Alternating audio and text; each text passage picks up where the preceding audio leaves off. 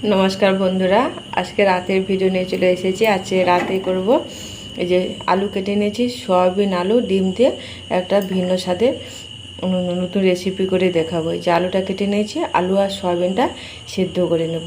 তাহলে আলুটা সেদ্ধ বসিয়ে দেব।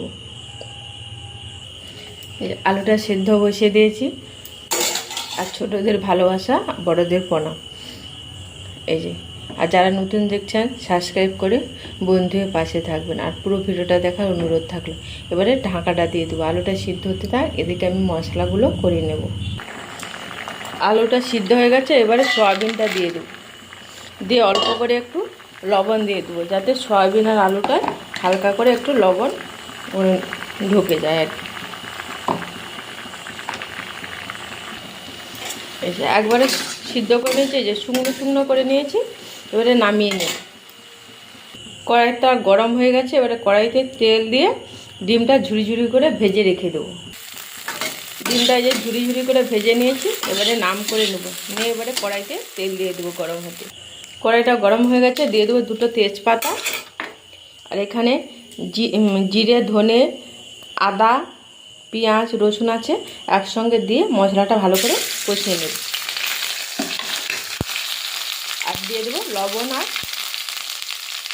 হলুদ আর লঙ্কা। মশলাটা কষানো হয়ে গেছে, মশলা থেকে তেল ছেড়ে গেছে। এবারে সেদ্ধ করা সয়াবিন আলুটা দিয়ে দেবো। দিয়ে অল্প পরিমাণে একটু লবণ দেবো, যেহেতু সব কিছুতে অল্প অল্প করে লবণ দেওয়া আছে, তাই অল্প পরিমাণ লবণ দিয়ে ভালো করে কষিয়ে নেব। কষানো হয়ে গেছে, এবারে ডিম ভুনাটা দিয়ে দেবো। দিয়ে আর একটু কষিয়ে নেব। কষানো হয়ে গেছে, আপনার এখানে গরম মশলাও দিতে পারেন। আমার কাছে গরম মশলা নেই তাই দিচ্ছি না। দিয়ে অল্প জল দিয়ে দেবো, বেশি দেবো না, কষা কষা টাইপের হবে, তাই বেশি জল দেবো না, অল্প জল দিয়ে দেবো। দিয়ে ঢাকা দিয়ে দেবো। এই দেখুন বন্ধুরা, সয়াবিনগুলো কত সুন্দর ফুলে উঠেছে। এইভাবে একদিন বন্ধুরা সয়াবিন ডিম দিয়ে তরকারি করে খাবেন, খুবই ভালো লাগে। আর একটু মাখো মাখো করে নেব তরকারিটা। তো দেখুন বন্ধু, তরকারিটা আমার হয়ে গেছে। এই তরকারির কালারটা এসে দেখুন, এবারে নামিয়ে নেব।